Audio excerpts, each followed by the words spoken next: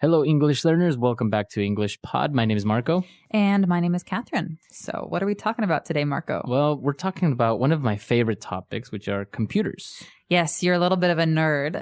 A little bit. I love computers and technology and everything that's related to it. So that's what we're going to be looking at today. Maybe we're buying a new computer. Well, I anticipate learning something from this because there are a lot of those fancy big words that I don't know that have to do with processors and giga things. So that's going to be coming up in a minute here. But first, let's just jump right in and take a listen to today's dialogue.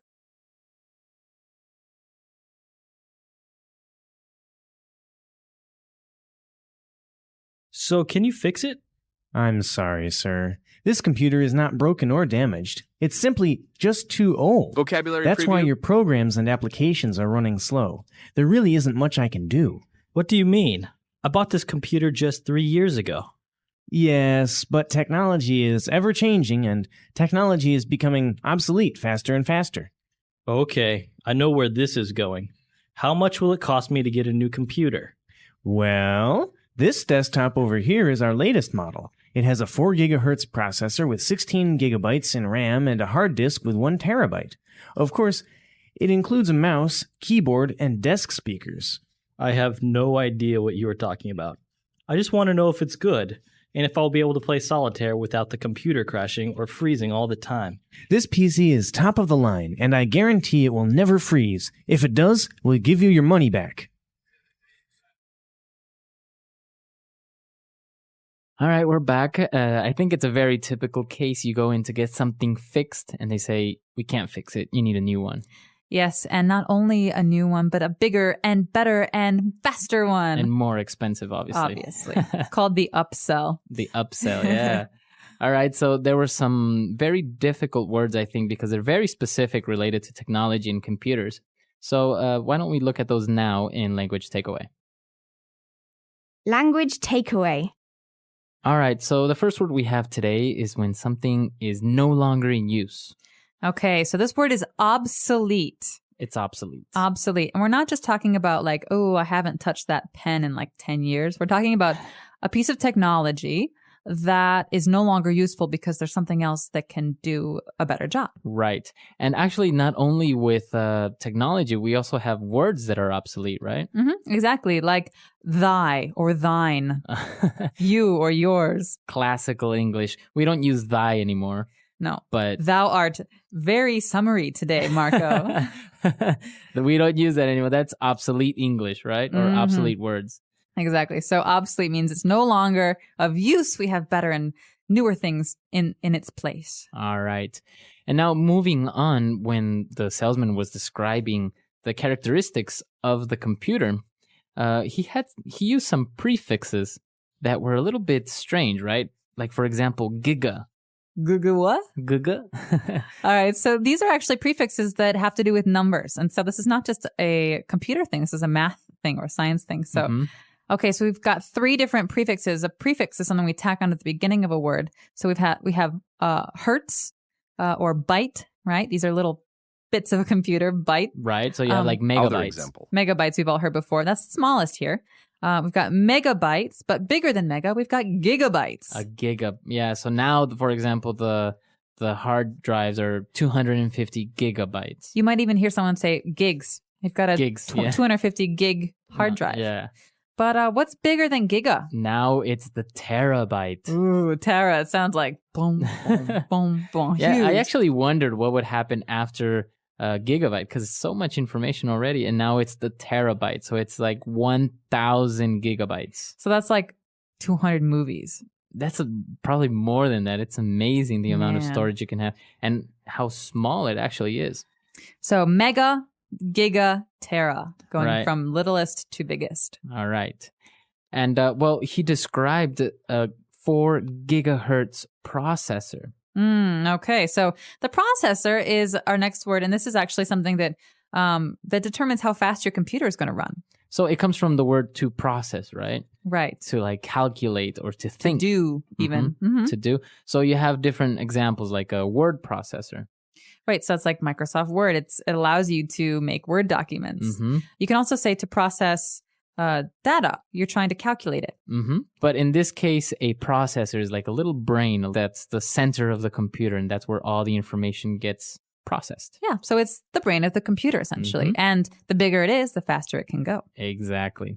And, well, if you don't have a very good processor, your computer is bound to freeze. Okay, so freezing is another key word, especially when talking about computers. This one drives me nuts.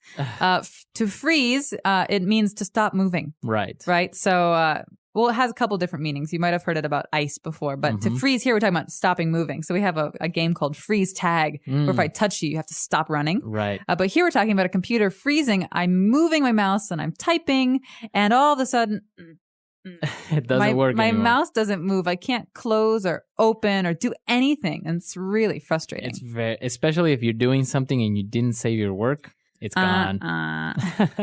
Right? So if your computer freezes, then usually you have to restart it or turn it off or on. So that is about it for those words. But let's take another listen and slow the dialogue down this time so you can catch some of those big words.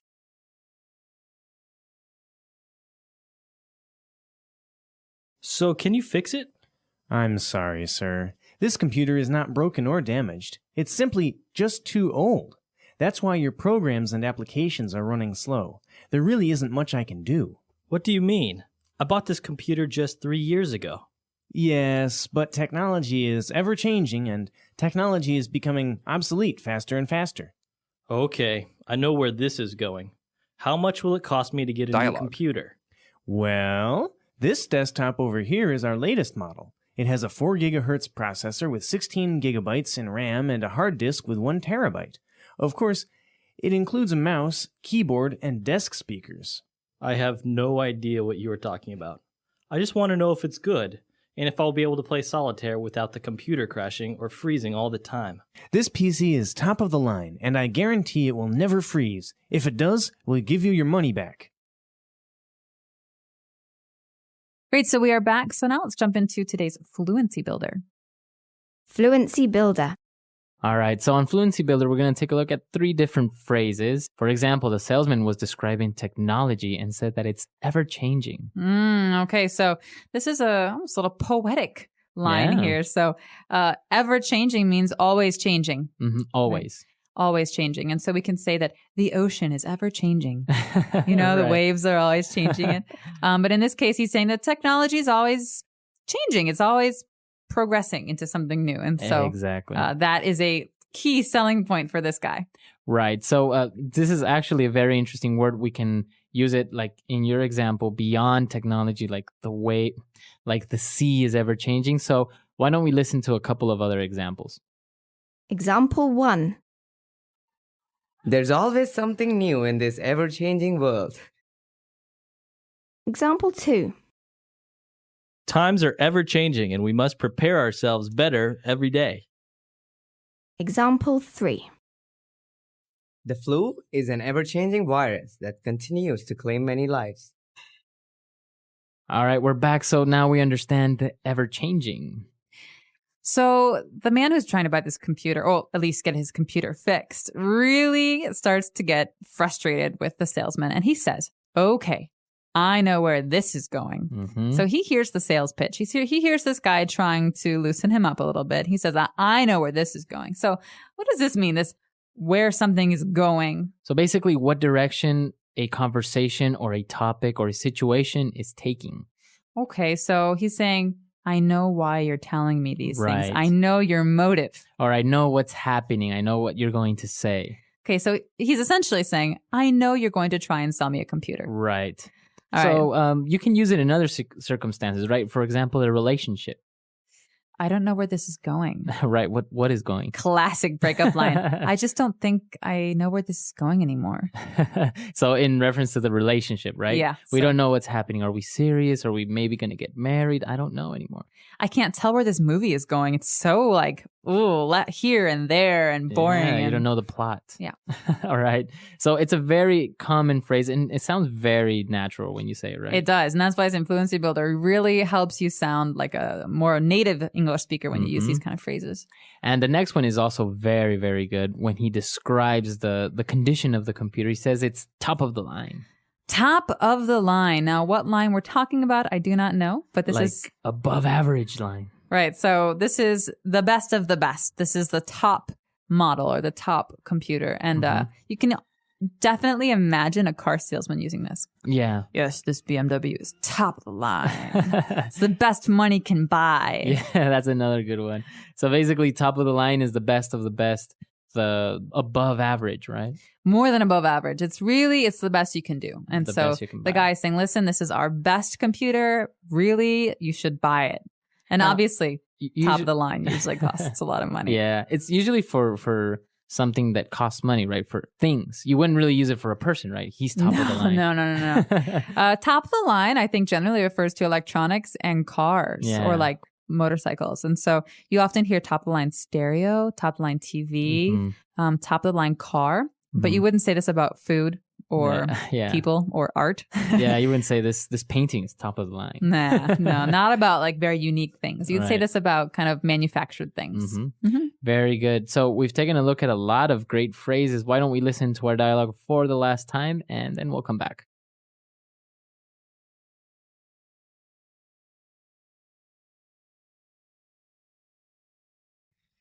So can you fix it? I'm sorry, sir. This computer is not broken or damaged. It's simply just too old. That's why your programs and applications are running slow. There really isn't much I can do. What do you mean? I bought this computer just 3 years ago. Yes, but technology is ever-changing, and technology is becoming obsolete faster and faster. Okay, I know where this is going. How much will it cost me to get a new computer? Well, this desktop over here is our latest model. It has a 4 gigahertz processor with 16 gigabytes in RAM and a hard disk with 1 terabyte. Of course, it includes a mouse, keyboard, and desk speakers. I have no idea what you are talking about. I just want to know if it's good, and if I'll be able to play solitaire without the computer crashing or freezing all the time. This PC is top of the line, and I guarantee it will never freeze. If it does, we'll give you your money back.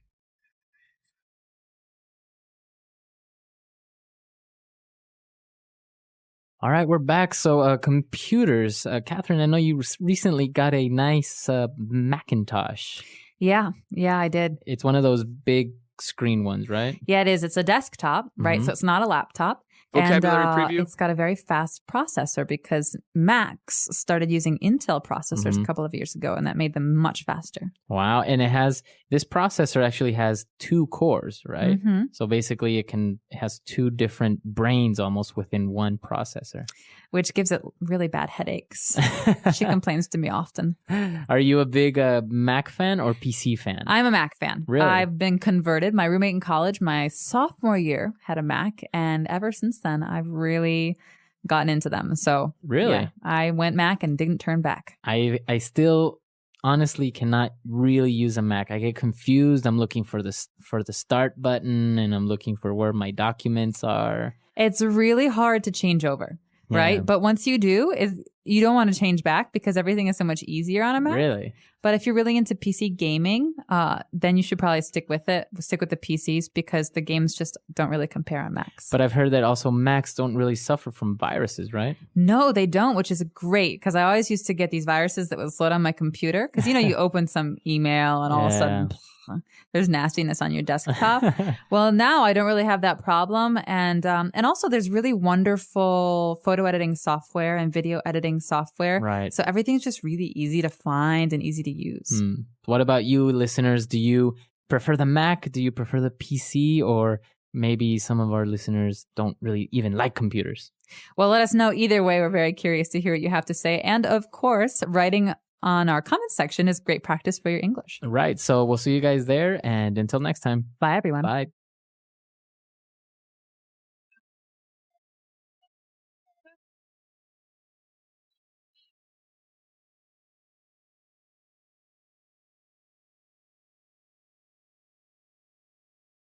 Second paragraph in the dialogue.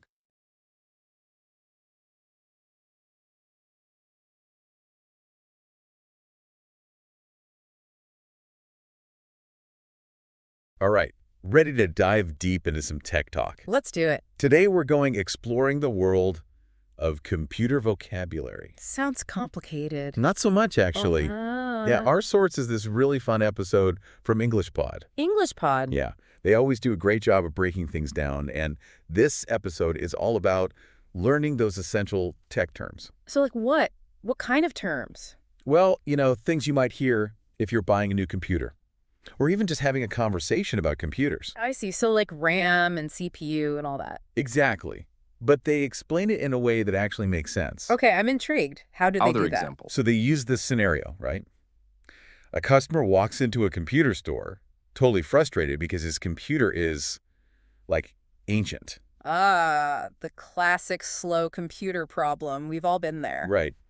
And the technician, he basically tells the guy, look, your computer is obsolete. Obsolete. Oof, that's gotta hurt. Yeah, but it's a word we hear all the time with technology. True.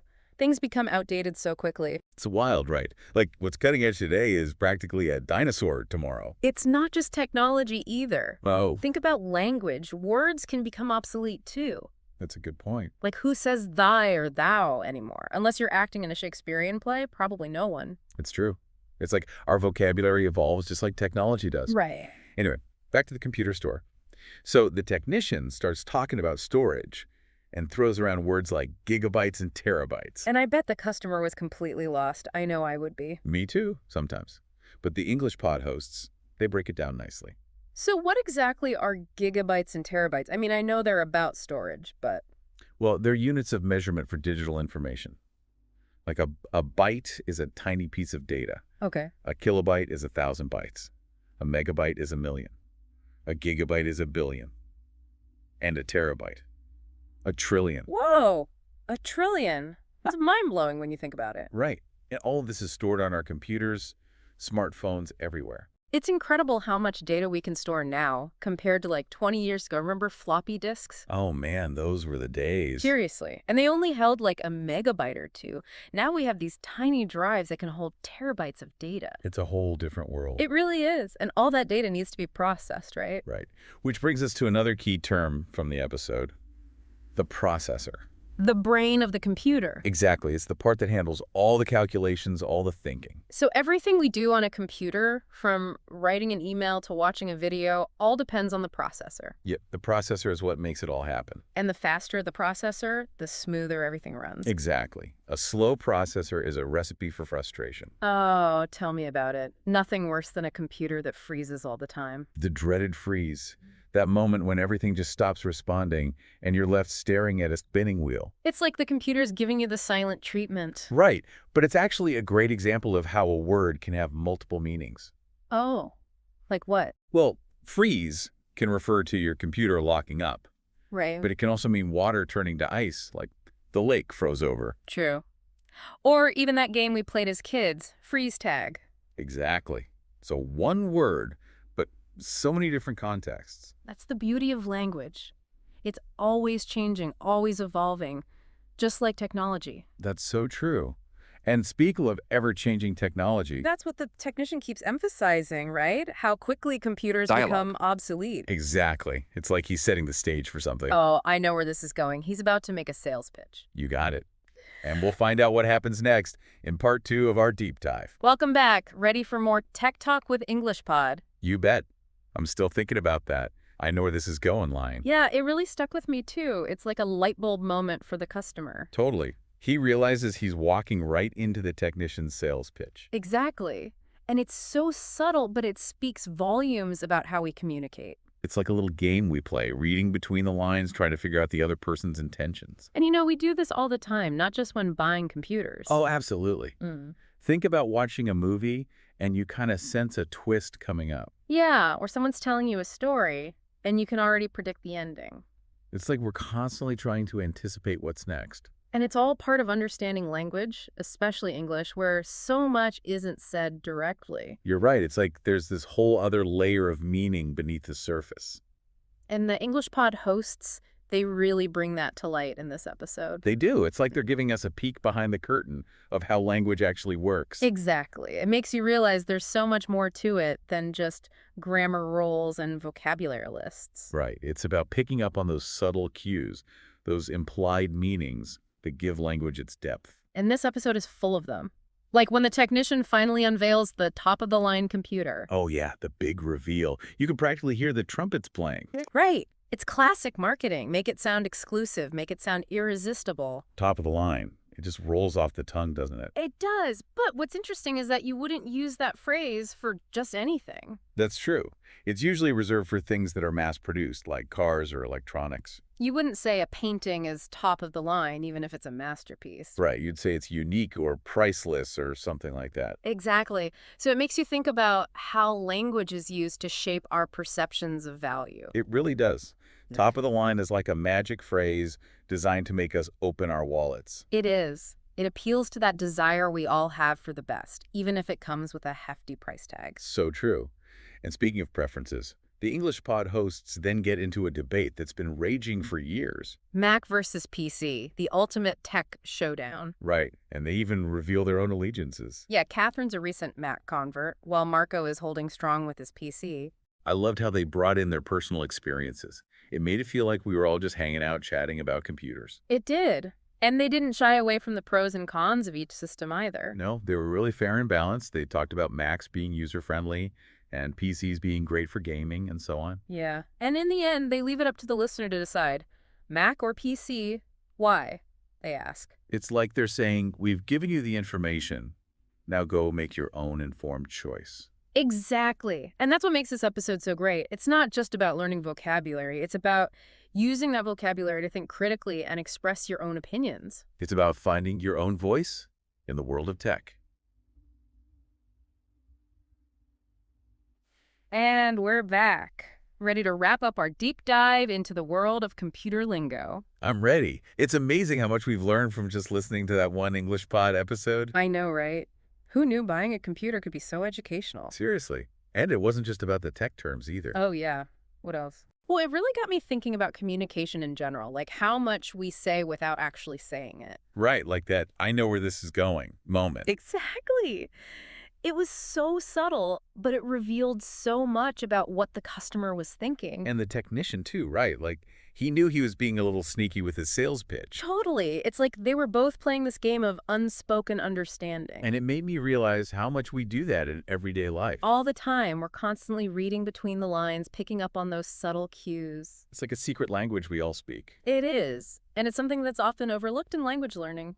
That's true. We focus so much on grammar and vocabulary that we forget about the nuances of communication. But this English Pod episode, it really brought those nuances to the forefront. It did. It showed us that language is so much more than just words on a page. It's a living, breathing thing that's constantly evolving and adapting. And it's a powerful tool for connection, persuasion, understanding. Exactly. It's how we make sense of the world around us, how we share our thoughts and ideas. So to all our listeners out there, remember, language learning isn't just about memorizing rules and words. It's about understanding how language is actually used in real-life situations. It's about developing that sensitivity to those subtle cues, those implied meanings that give language its depth. And most importantly, it's about using your voice, expressing yourself confidently, and engaging in meaningful conversations. So keep exploring, keep practicing, and keep diving deep into the fascinating world of language. And be sure to check out English Pod for more amazing episodes that will help you on your language learning journey. Until next time, keep those brains engaged and those ears Other tuned example. in.